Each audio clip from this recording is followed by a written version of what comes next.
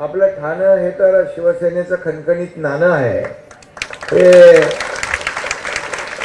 बाळासाहेब आणि आनंद दिघे साहेबांनी सांगितलेलं आहे. त्यामुळे इथं आपल्याला पुन्हा महायुतीचा भगवा डौलाने फडकवायचा आहे. आणि गेले अनेक वर्ष हा भगवा डौलाने ठाण्यावर फडकतोय. गेले अनेक वर्ष